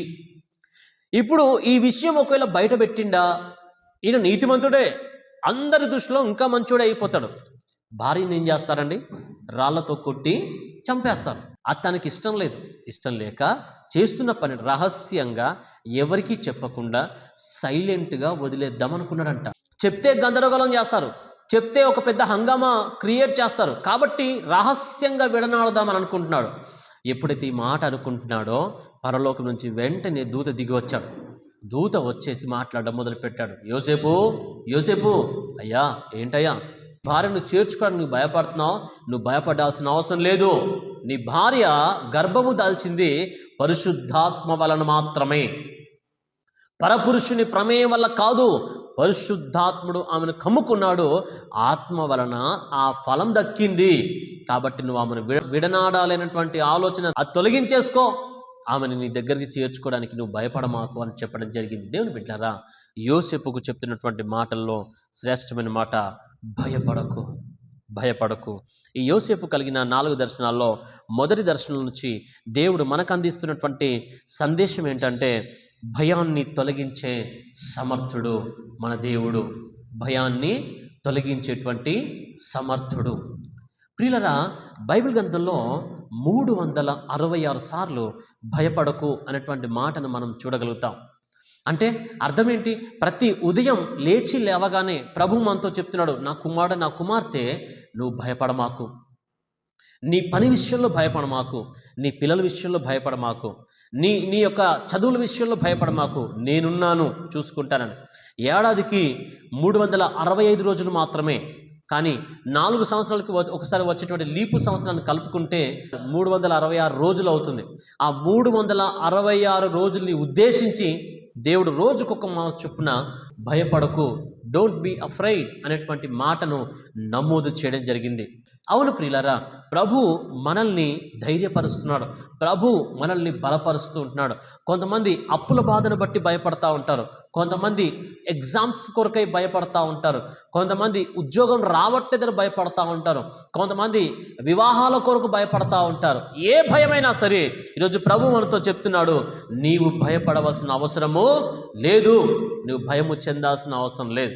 కొంతమంది పాస్ట్ గురించి భయపడతా, అంటే గత జీవితాన్ని బట్టి, గత క్రియలను బట్టి భయపడతా ఉంటారు. కొంతమంది వర్తమానాన్ని బట్టి భయపడతా ఉంటారు, కొంతమంది మరి భవిష్యత్తు కొరకు భయపడతా ఉంటారు. రేపు ఏం చేయాలి, ఎలా తినాలి, ఏం తినాలి, పిల్లలకి ఎలా వివాహాలు చేయాలి, ఇలా అనేక రకాల భయాలు మానవుణ్ణి పట్టుకొని వేడిస్తూ ఉన్నాయి, పీడిస్తూ ఉన్నాయి. బైబిల్ గ్రంథంలో అలాంటి ఒక భయముతో బాధపడుతున్న ఒక వ్యక్తి, ఒక ప్రవక్తను మీ జ్ఞాపకం చేయాలని ఆశపడుతున్నాను. రోషము కలిగిన ప్రవక్తే, ప్రార్థన చేస్తే ఆకాశం నుంచి అగ్ని దింపినటువంటి ప్రవక్తే, ఒంటి చేత్తో బయలు ప్రవక్తలను 450 మందిని తెగనరికినటువంటి ప్రవక్తే. కానీ ఒకానొక సమయంలో ఒకంత భయం తన మనసులో, గుండెల్లో పడిపోయిందండి. ఆ భయం చేత అడవిలోకి వెళ్ళిపోయి, అయ్యా ఆవిడెవడో చేతిలో చచ్చే కంటే నా ప్రాణం నువ్వు తీసుకో నాయనా, నేను చచ్చిపోతే బాగుంటుంది అని చావును కోరుకున్న వ్యక్తిగా ఏలియా కనపడతాడండి. ఏలియా దేవుని యొక్క దూత అతని యొద్దకు దిగి వచ్చి కావాల్సిన ఆహారం అతనికి పెట్టి, ఏలియా భయపడుతున్నావా, లేచి పరిగెత్తు, నీ ముందు ఒక పెద్ద పరుగుంది, నువ్వు పరిగెత్తాలి అని దేవుడు ఆయన్ని బలపరిచినట్లుగా మనం చూస్తున్నాం. ఈరోజు దేవుని బిడ్డలారా, ఏ భయమైనా మనలో ఉండడానికి వీల్లేదు. దేని కొరకు కూడా మనం భయపడాల్సిన అవసరంలా. భవిష్యత్తు కొరకైన భయము అసలే అవసరం లేదు. రేపేమి తిందుమో, రేపేమి తాగుదుమో అని మీరు చింతించా అవసరము లేదు అని బైబిల్లో మనం చూస్తున్నాం. ఒక చిన్న విషయాన్ని నేను ఇక్కడ ఒక సజీవ సాక్ష్యాన్ని పంచుకోవాలని ఆశపడుతున్నాను. అది రాజస్థాన్లో జరిగింది. రాజస్థాన్లో జరిగినటువంటి ఒక సందర్భం. అక్కడ ఒక తల్లి ముగ్గురు చిన్నపిల్లల్ని, ఆడకూతుర్లు, ముగ్గురు ఆడబిడ్డల్ని పెట్టుకొని ఆమె చచ్చిపోదామనేటువంటి తలంపుల్లో ఉంది. విషయం ఏంటి అంటే భర్త లేడు, చచ్చిపోయాడు. భార్య ఆ ముగ్గురు ఆడబిడ్డల్ని చూసుకోలేక, వారిని భరించలేక దూరానికి తాడు కట్టుకొని ఇక చచ్చిపోతే బాగుంటుందని ఎదురు చూస్తూ ఉంది. ఈలోపు కొంతమంది వచ్చి తలుపు కొట్టారు. తలుపు కొట్టగానే ఎవరై ఉంటారబ్బా అని చెప్పేసి తలుపు ఓపెన్ చేసి చూస్తే ఒక చిన్న బ్యాగు చేతికి తగిలించుకొని కొన్ని కరపత్రికలు చేతిలో పట్టుకొని, అమ్మా యేసుక్రీస్తుని నమ్ముకోమ్మా, నీ జీవితంలో కార్యం ప్రభువు చేస్తాడు, ఆయన గురించి కొన్ని మాటలు చెప్పడం జరిగింది. అలా చెప్పినప్పుడు ఆమెకెందుకు కొంచెం నమ్మకం కలిగిందంట. ఆ కాగితం ఏంటో చూద్దామని చెప్పి ఆ కరపత్రిక మొత్తంగా చదివితే ఆమెకు కాస్త విశ్వాసం పుట్టి దానికి సంబంధించినటువంటి డీటెయిల్స్ అన్నీ మాకు కావాలయ్యా, మరి మీరు ఎక్కడి నుంచి వచ్చారు మాకు చెప్తారా, ఇంకా మేము ఎక్కువ తెలుసుకోవాలనుకుంటున్నాం క్రీస్తు ప్రభువుని అని అంటే న్యూ టెస్టిమెంట్ బైబిల్ వారికి ఇవ్వడం జరిగింది. సంఘం యొక్క అడ్రస్ వారికి చెప్పడం జరిగింది. ఇక ఆ అడ్రస్ ప్రకారంగా వారు వెళ్ళి చర్చికి వెళ్ళి అయ్యగారితో ప్రార్థన చేయించుకొని అయ్యగారి దగ్గరికి వెళ్ళి వాక్యం వినడము, అలా రోజు దేవుళ్ళు ఎదగడం మొదలుపెట్టారు. బాగా గమనించండి, పిల్లలు చిన్నవారు, ఇంకొంచెం పెద్దవారు అయ్యారు, టీనేజ్కి వచ్చారు. ఆ అయ్యగారే ఒక చిన్న కుట్టు మిషన్ ఒకటి కొనిస్తే ఆ దుస్తులు కుట్టుకోవడము, బట్టలు కుట్టుకోవడం, పిల్లలకు కూడా అవి నేర్పించడము, ఇలా వారి యొక్క జీవనం కొనసాగుతూ ఉంది. అలా రోజులు గడుస్తున్నటువంటి సమయంలో వారికి ఏజ్ పెరిగిపోయింది, పెండ్లిడికి వచ్చారు. చుట్టుపక్కల ఉన్నటువంటి వారందరూ కూడా చెవులు కొరుక్కోవడం అలవాటే కదండి. కుమార్తెలు పెద్దగా అయిపోయారు, పిల్లలు పెద్దగా అయిపోయారు, ఇప్పుడు వారికి వివాహం ఎలా చేస్తారు, వారికి పెండ్లు ఎలా చేస్తారు అని ఈ రకంగా వాళ్ళు అంటున్నప్పుడు ఇక మరలా ఈమె ప్రభు పాదాలు పట్టుకొని ప్రార్థనలో కొనియాడుతూ ఉంది. ప్రభువా, మీరు మాత్రమే సహాయం చేయగలిగిన దేవుడు నాయన, ఎక్కడ ఎలా వివాహం చేయాలో నాకు తెలియదు తండ్రి, మీరు సహాయం చేయండి ప్రభు అని రోజు ప్రార్థన చేస్తూ ఉంది. ఒకానొక సమయంలో ఆమె ఇంట్లో చేరి ఆ దూలాన్ని గట్టిగా పట్టుకొని, ప్రభువా అయా, నా బిడ్డల జీవితంలో కార్యం జరిగించు ప్రభువా, ఎక్కడి నుంచి పంపిస్తావు నాకు తెలియదు నాయన, మా దగ్గర ఒక రూపాయి కూడా లేదు, ఏదో తినడానికి మాత్రం ఉంది కానీ వివాహము చేసే అంత స్తోమత స్థితి మాకు లేదు ప్రభువా, సహాయము చేయి తండ్రి అని భారంతో ప్రార్థన చేస్తున్నప్పుడు అదే సమయంలో పాస్టర్ గారు వచ్చారు. వచ్చి ప్రార్థన చేశాడు, వెళ్ళిపోయాడు. ఒక సమయంలో పాస్టర్ గారు ఆ ఇంటికి వచ్చి కొన్ని మాటలు మాట్లాడారు. అమ్మా, మీరు వచ్చి కూర్చుంటే నేను కొన్ని మాటలు మాట్లాడతానమ్మా అంటే, అయ్యా చెప్పండి. ఏం లేదమ్మా, నాకు ముగ్గురు మగబిడ్డలు ఉన్నారు, వారు అమెరికాలో చదువుకుంటున్నారు, ఇద్దరు చదువుకుంటున్నారు, ఒకడు ఉద్యోగంలో ఉన్నాడు. మీ పిల్లల ప్రవర్తన, మీ పిల్లల స్వభావం నేను ముందు నుంచి చూస్తూ వచ్చాను. ఎందుకు ఇప్పుడు ఈ మాటలన్నీ మాట్లాడుతున్నానంటే, నా ముగ్గురు బిడ్డలకి నీ ముగ్గురు కుమార్తెనిచ్చి వివాహం చేయగలుగుతావమ్మా అని చెప్పడం జరిగింది. పాస్టర్ గారు అన్నారంట. అనంటే ఈ ఒక్కసారిగా కుప్పకూలిపోయి ఆయన కాళ్ళు పట్టుకొని ఏడవడం మొదలుపెట్టింది. అమ్మ, నువ్వు ఏడవద్దు, నువ్వు అని చెప్పు, నీకు ఇష్టమైతేనే మేము పెళ్లి చేసుకుంటాం, లేకపోతే వద్దు అనంటే, అయ్యా ఏదైనా దేవుని చిత్తం అని చెప్పేసి ఆవిడ చెప్పడం జరిగింది. ఈలోపు త్వరలోనే అక్కడి నుంచి అబ్బాయిల్ని పిలిపించడం జరిగింది. వారు వచ్చారు. ఈలోపు వివాహ పత్రికలు అన్నీ కూడా ప్రింట్ చేయడం జరిగింది. వారు ఊరిలోనే వివాహం చేయాలనేటువంటి ఒక ఆశతో పాస్టర్ గారు, అమ్మ వివాహము మీ ఇంటి ముందు ఈ యొక్క ఖాళీ ప్రాంగణంలో మేము చేయాలని ఆశపడుతున్నామని అనగానే అందరూ షాక్ అవుతా ఉన్నారండి. ఒక పెద్ద స్టేజ్ కట్టేశారు. వారింటి ముందు 10ల సంఖ్యలో ఆ కార్లు వచ్చి నిలబడ్డాయి. వారందరూ రెడీ అయ్యి ముందుకు వచ్చారు, స్టేజ్ మీదకి వెళ్ళారు. ప్రజలందరూ చూస్తున్నారు, అసలు ఎవరు చేసుకుంటారు వీరు ముగ్గురిని, ఎవరు ఆ పెళ్లి కొడుకులు అని ఎదురు చూస్తూ ఉండగానే ముగ్గురు మంచిగా ఎర్రగా అందంగా ఉన్నటువంటి కుమారులు ముందుకు వచ్చారు. అందరి సమక్షంలోనే అక్కడ తాళి కట్టడం అవన్నీ కూడా జరిగిపోయింది.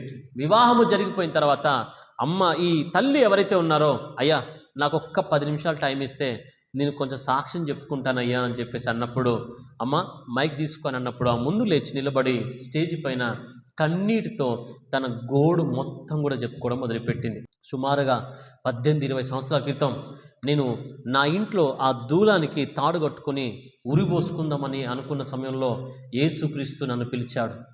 ఒక వ్యక్తి ద్వారా సువార్త పత్రిక నా చేతికి వచ్చింది. దాన్ని చదివి నేను ఆదరించబడ్డాను. తర్వాత సంఘానికి వెళ్ళి నెమ్మది పొందాను. క్రీస్తు యొక్క మాటలు నన్ను ఎంతగానో ఆదరించాయి, నెమ్మది పొందాను. సమాధాన పడ్డాను. తర్వాత కొద్ది కొద్దిగా నన్ను నేను ఇలా కుటుంబాన్ని పోషించుకోగలిగాను. తదుపరి వివాహం కొరకు ప్రార్థన చేస్తున్న సమయంలో అయ్యగారిని దేవుడు ప్రేరేపించాడు. ఈ విధంగా వివాహం జరుగుద్దని నేను కల్లో కూడా ఊహించలేదు. నా 3 కుమార్తెల్ని ఎలా చేయాలో ఏం చేయాలో అర్థం కావట్లేదు అనుకున్న సమయంలో మరి ఇంత మంచి అల్లులు, ఇంత మంచి కుటుంబాన్ని దేవుడు మాకు ఇచ్చాడు అని చెప్పినప్పుడు ఆ ఊరిలో ఉన్న వారందరూ కూడా, ఆ మాటలు విన్న వారందరూ కూడా దేవుణ్ణి ఘనపరుస్తూ చప్పట్లు కొట్టి సొంత రక్షకునిగా అంగీకరించారంట. దేవునికి మహిమ కలుగుగాక. హల్లెలూయా. దేవుని బిడ్డలారా, నేను ఎందుకు ఈ మాట చెప్తున్నానంటే రేపేం జరుగుతుందో అన్నటువంటి భయము ఒక క్రైస్తవునికి ఉండకూడదు. ఆయన ఉన్నాడు, యెహోవా ఈరే. ఆయన చూసుకునేటువంటి దేవుడు, ఆయన సమకూర్చేటువంటి దేవుడు. ఆయన మనల్ని జీవితంలో ఎప్పుడు అనాథలుగా విడిచిపెట్టేవాడు కాడు. శిష్యులు గోడున ఏడుస్తున్నారు, అయ్యా నువ్వు వెళ్ళిపోతే మా బ్రతికెలా అన్నప్పుడు, నేను మిమ్మల్ని అనాథలుగా విడువను, మరలా మీ యొద్దకు వస్తానన్నాడు. వెళుతూ వెళుతూ పరిశుద్ధాత్మను తోడుగా ఉంచడానికి పంపించినటువంటి. అందుకే అంటే నేను ఎప్పుడు కూడా మన దేవుడు అర్థం చేసుకునే దేవుడు. మనిషిని మనిషిగా అర్థం చేసుకుంటాడు. ఒక తప్పుటి కోణంలో మనం చూడడం, సరిగ్గా అర్థం చేసుకునే దేవుడు, నాథుడు మన యేసుక్రీస్తు ప్రభుల వారు. కాబట్టి దేవుని బిడ్డలారా, యోసేపు కలిగినటువంటి 4 దర్శనాల్లో మొదటి దర్శనం నుంచి ప్రభు మనతో ఏం మాట్లాడుతున్నాడంటే, ఏ విషయాన్ని కొరకైనా మనం భయపడాల్సిన అవసరము లేదు అన్న విషయాన్ని ఇక నేను మీకు ఇక్కడ జ్ఞాపకం చేస్తూ ఉంటున్నాను. మత్తయి సువార్త 2వ అధ్యాయము 13వ వచనం చదువుదాం.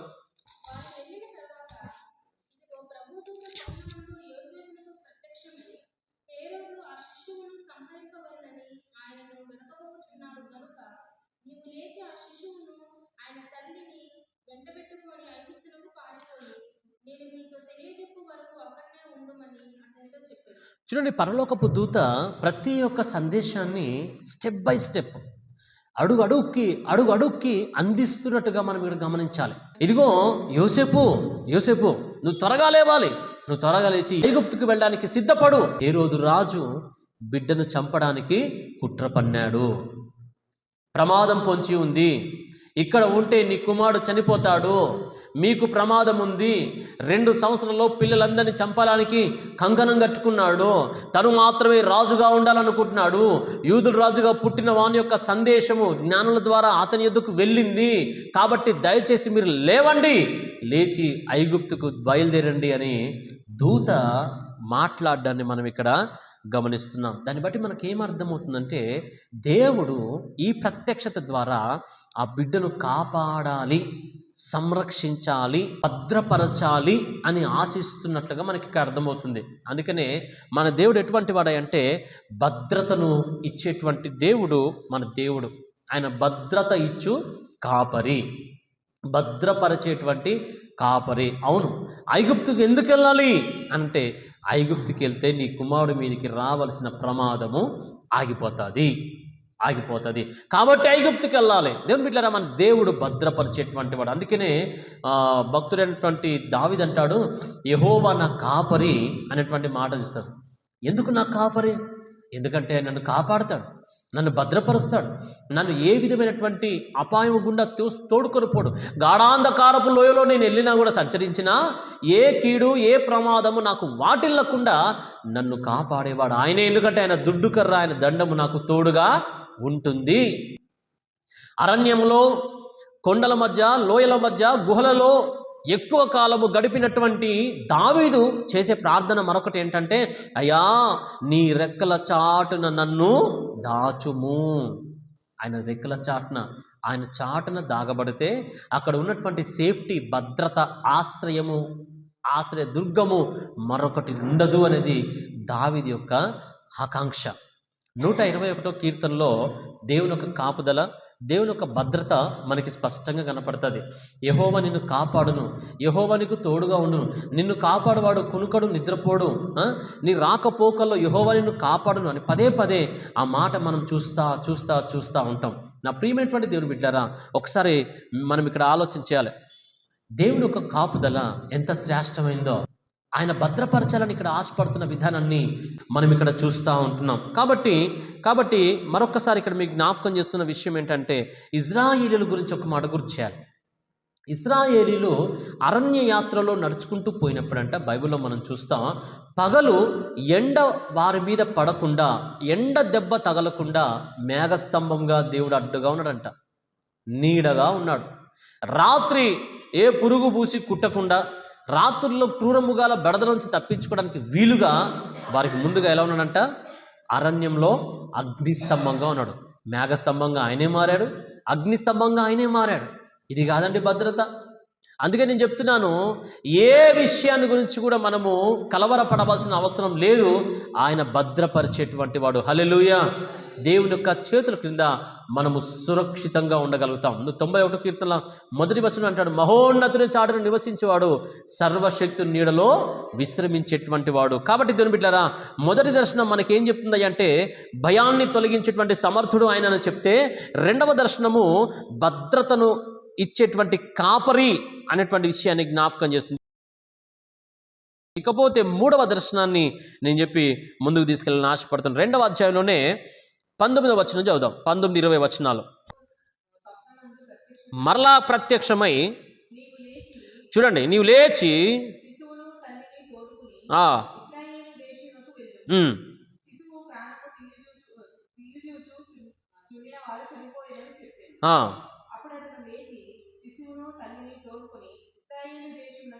చూసారా, ప్రమాదము పొంచి ఉంది అని ముందుగా పంపించాడు. ఎక్కడికి? ఐగుప్తుకు. ఇప్పుడు మరలా ప్రమాదము తీరిపోయిన తర్వాత మరలా అక్కడి నుంచి ఇంకొచ్చే, ఇక నీకు ఏ బాధ లేదు, ఎవరైతే చంపాలనుకున్నారో వారే చచ్చిపోయారు, ఇక తీసుకురా నీ కుమారుణ్ణి, నీ భార్యని అని చెప్పేసి మరలా దేవుని యొక్క దూత ప్రత్యక్షమై మరలా అక్కడ విషయాన్ని జ్ఞాపకం చేస్తున్నట్టు చూస్తున్నాం. అందుకని మన బైబిల్లో ఒక మాట చూడగలిగితే, హోషేయ గ్రంథం 11వ అధ్యాయం 1వ వచనంలో ఐగుప్తులో నుండి నా కుమారుణ్ణి పిలిచాననేటువంటి మాట చూస్తాం.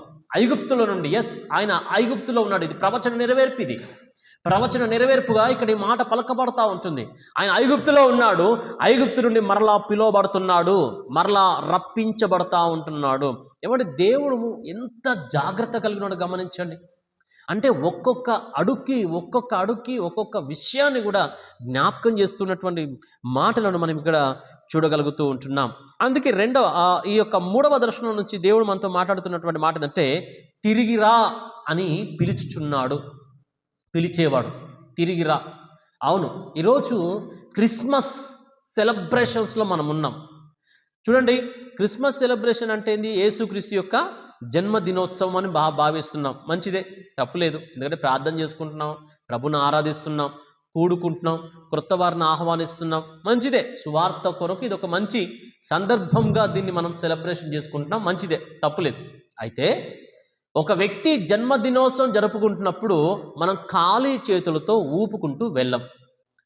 కనీస మర్యాద చొప్పున అయితేనా ఏదైనా గిఫ్ట్ ఇస్తాం, లేదు అంటే చేతికి కాస్తో కూస్తో చిన్నపిల్లవాడైతే ఎంతో కొంత చేతులు డబ్బులు పెడతాం, లేదా ఒక టాఫీ, ఒక చాక్లెటో ఏదో ఒకటి మనం కొనిస్తాం. అంటే గిఫ్ట్ ఇవ్వడం అనేది కనీస మర్యాద అని చెప్పుకోవచ్చు. ఈరోజు క్రిస్మస్ అనగా క్రీస్తు పుట్టినరోజు సందర్భముగా దేవుడికి మనం ఏం గిఫ్ట్ ఇవ్వాలి? మనం ఇవ్వాల్సిన గిఫ్ట్ ఏంటి? ఆ గిఫ్ట్ ఏంటో ఈ పాయింట్లో మనం చూడబోతా ఉంటున్నాం. ఆ గిఫ్ట్ మరేంటో కాదు, నేనంటాను, తప్పిపోయిన కుమారుడు బ్రహ్మాండమైనటువంటి గిఫ్ట్ దేవునికి ఇచ్చాడు. ఏంటంటే మరలా తిరిగి వచ్చాడు. తప్పు చేయడానికి పరిగెత్తాడు, దూరం అయిపోయాడు, దుర్వ్యాపారం చేశాడు, దుష్ట సాంగత్యంలో పడిపోయాడు, దూరం వెళ్ళిపోయాడు. కానీ తప్పు తెలుసుకున్నాక క్షణం కూడా ఆలస్యం చేయకుండా మరలా వస్తాను, రేపు వస్తాను, మాపు వస్తానని పోస్ట్ పోన్ చేయకుండా పరిగెత్తుకుంటూ తండ్రిని వెతుక్కుంటూ తండ్రి యొద్దకు తిరిగి వచ్చారు. చూశారు, అది నిజమైనటువంటి గిఫ్ట్ అండి. ఈరోజు ఈ క్రిస్మస్ సందర్భముగా నిజమైనటువంటి గిఫ్ట్ దేవునికి యేసుక్రీస్తు ప్రభుకి ఇవ్వదలిస్తే అదేంటయ్యా అంటే మనము తిరిగి రావడమే ఆయనకి ఇచ్చేటువంటి బర్త్డే గిఫ్ట్. ఎంత దూరం అయిపోయామో మనం అయిపోయాం, ఎంత దూరం వెళ్ళిపోయాం. అది మన క్రియల ద్వారానా, నడక ద్వారానా, పడక ద్వారానా, ఆలోచనల ద్వారానా, దేని ద్వారానే కావచ్చు. దూరం వెళ్ళిపోయాం, మరలా తిరిగి ప్రభువా, నేను నీ బిడ్డని ప్రభువా, నీ దగ్గరకు వస్తున్నాను తండ్రి, నన్ను జ్ఞాపకం చేసుకో ప్రభువా అని రాగలిగితే దానికంటే మించిన మరొక గిఫ్ట్ లేదు. దావీదు భక్తుడు పాపం చేయలేదా? చేశాడు. కానీ తప్పు తెలుసుకున్న తర్వాత ప్రభువా నీ పరిశుద్ధాత్మ నాలోంచి తీసేయకు, నీ సన్నిధిలోంచి నన్ను తోసేయకు ప్రభువా, నన్ను చేర్చుకో తండ్రి అని భారంతో ప్రార్థన చేసి దేవునికి ఒక బ్రహ్మాండమైనటువంటి గిఫ్ట్ ఇచ్చాడండి. తన్ను తానే గిఫ్ట్గా సమర్పించుకున్నాడు. నా ప్రియమైన దేవుని బిడ్డరా, ఆయనకి ఇవ్వగలిగినటువంటి బహుమానం ఒక్కటే, నీవు మరలా తిరిగి రావాలి. ఎంత దూరం వెళ్ళిపోయావో, ఎక్కడ ఉండిపోయావో, ఎక్కడ ఆగిపోయావో, ఎక్కడ పడిపోయావో, ఎక్కడ చతికలబడ్డావో, ఏ విషయంతో స్టిక్ అయిపోయావో, ఎవరితో అతుక్కొనిపోయావో, దేనితో అటాచ్ అయిపోయావో అన్నిటినీ విడిచిపెట్టి యేసు యొద్దకు మరలా పరిగెత్తుకొని వస్తే చాలు. అంతకు మించిన క్రిస్మస్ గిఫ్ట్ నీ నుంచి ప్రభు మరొకటి ఆశించట్లా. కాబట్టి దేవుని బిడ్డలారా, ఆయన యొద్దకు తిరిగి వచ్చేటువంటి వారిగా మనం ఉండాలని ఇక్కడ ప్రభు మనతో జ్ఞాపకం చేస్తూ ఉంటున్నాడు. నరులారా తిరిగి రండి అని ప్రభు పిలుస్తున్నాడు. భూదిగంత నివాసులారా నా వైపు చూడండి అని అంటున్నాడు. ఆయన వైపు వచ్చే వారిగా, ఆయన వైపు తిరిగే వారిగా ఉండాలని నేను మీకు జ్ఞాపకం చేస్తూ ఉంటున్నాను. చివరిగా ఒకటి చెప్పి ముగించేస్తాను. దయచేసి మనం ఒకరు చూడగలిగితే అదే 2వ అధ్యాయము 22వ వచనం చదువుకుందాం. 22 అయితే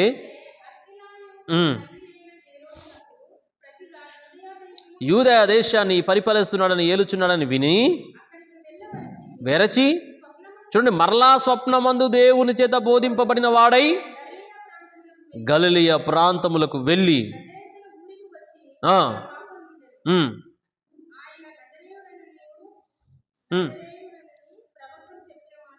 ఆయన నజరేయుడు అనబడునని ప్రవక్తలు చెప్పిన మాట నెరవేరునట్లు ఇలాగు జరిగెను. చూసారా? అయితే అర్కెలాయు అనేటువంటి రాజుగారు తన తండ్రి అయిన హేరోదుకు ప్రతిగా యూదయ దేశాన్ని పరిపాలిస్తున్నాడన్న విషయాన్ని తెలుసుకున్నవాడై దేవుని చేత మరలా బోధించబడుతున్నాడు స్వప్నమందు. ఇది చిట్ట చివరి ప్రత్యక్షత. 7వది చిట్ట చివరిగా మరలా బోధించబడుతూ చెప్తున్నాడు, యూదయ దేశంలో ఉండడానికి వీల్లేదు, గలిలియ దేశానికి వచ్చే. ఆ గలిలియలో నజరేతులో ఉండాలి. ఎందుకంటే నీ బిడ్డ నజరేతువాడు అని పిలిపించబడాలి. అది ప్రవక్తలు పలికినటువంటి మాట, అది నెరవేర్పుగా మాట ఇక్కడ కనబడుతున్న విషయాన్ని గమనిస్తున్నాం. దేవుని బిడ్డలారా, చివరి పాయింట్ నేను జ్ఞాపకం చేస్తున్నాను. ఏ స్థలమైతే సంక్షేమముగా ఉందో, ఏ స్థలంలో అయితే సురక్షితం ఉందో, ఏ స్థలం అయితే క్షేమకరమో అక్కడికే దేవుడు ఆ దాసుని, అదేవిధంగా తన యొక్క కుమారుడైన క్రీస్తు ప్రభు వారిని నడిపించినట్లుగా మనం ఇక్కడ చూస్తూ ఉంటున్నాం. అవును, అందుకే బైబిల్ గ్రంథంలో మనం చూడగలిగితే 16వ కీర్తన 6వ చరణంలో అంటాడు, మనోహర స్థలములలో నాకు పాలు ప్రాప్తించెను అనేటువంటి మాటను మనం చూస్తాం. ఒకవేళ మనము యెషయా గ్రంథము 9వ అధ్యాయము 1-2 వచనాలు ఇక్కడ గమనించండి. గలిలయ ప్రదేశమును మహిమ గలదానిగా చేయుచున్నాడు. ఎలా మహిమ గలదానిగా చేయుచున్నాడు గలిలయ ప్రదేశం అంటే? యేసుక్రీస్తు రావడం ద్వారా, యేసుక్రీస్తు ఆ ప్రాంతంలో పుట్టడం ద్వారా, ఆయన ఆ ప్రాంతాన్ని కోరుకోవడం ద్వారా, ఆయన ఆ ప్రాంతంలో అడుగు పెట్టడం ద్వారా ఒక గొప్ప మహిమ అక్కడ ప్రకాశిస్తున్నట్లుగా దైవ గ్రంథంలో మనం చూస్తున్నాం.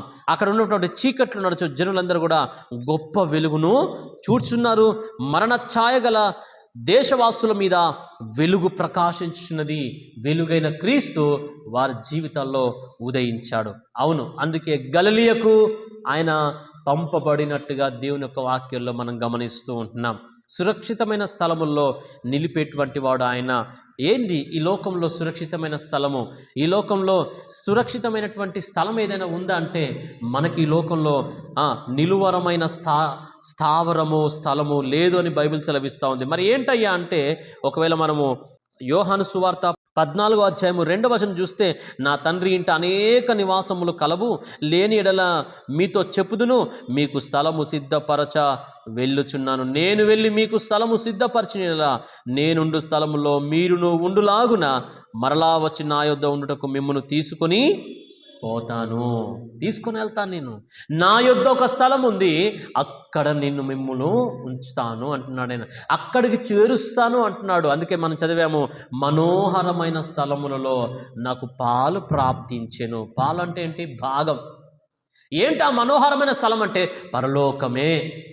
పరలోకమే, ఆ నిత్య జీవమే, ఆ పరదేశే, ఆ పరిశుద్ధులు ఉండేటువంటి స్థలమే, అక్కడ నాకు పాలు ప్రాప్తించింది, అక్కడ నాకు భాగం దొరికింది, అక్కడ నేను కూడా ఒక పార్ట్గా ఉన్నాను అనేటువంటి మాట భక్తుడైన దావీదు పలుకుతా ఉంటున్నాడు. ప్రియమైన దేవుని బిడ్డలారా, చివరిగా మనకిచ్చేటువంటి సందేశం ఏంటంటే మనోహరమైన స్థలములలోనికి ఆయన చేర్చేటువంటి వాడు, మనోహరమైన స్థలములోకి ఆయన చేర్చేటువంటి వాడు.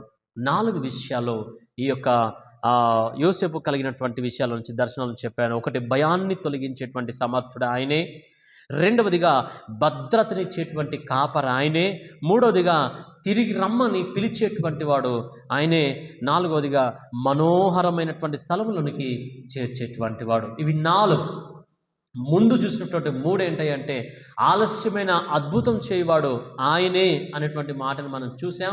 తర్వాత అసాధ్యములను సుసాధ్యపరచువాడు ఆయనే. మరియ గర్భవతి అగుట అసాధ్యం, కానీ దేవుడు సుసాధ్యం చేశాడు, సుసాధ్యం చేశాడు. జకరియా ఎలిజబెత్లకు పిల్లలు పుట్టుట చాలా ఆలస్యమైపోయింది, కానీ అద్భుతమైన కుమారుని ఇచ్చాడు. బాప్తిస్మిచ్చి యోహాను అద్భుతము చేసేటువంటి వాడు ఆలస్యంలో కూడా ఆయనే. అసాధ్యాలు సుసాధ్యపరిచేటువంటి వాడు ఆయనే. అది మాత్రం కాదు, గొల్లలకు కలిగినటువంటి ప్రత్యక్షత ఆయన, రక్షించగలిగిన రక్షకుడు ఆయనే.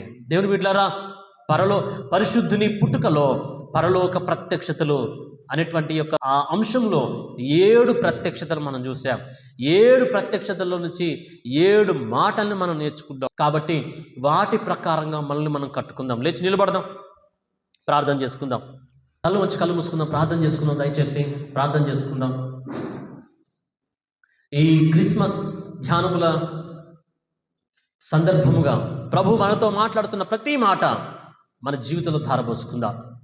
ఒక్కసారి ఈ మాటలని రిపీట్ చేసుకుందామా, గుర్తు చేసుకుందామా?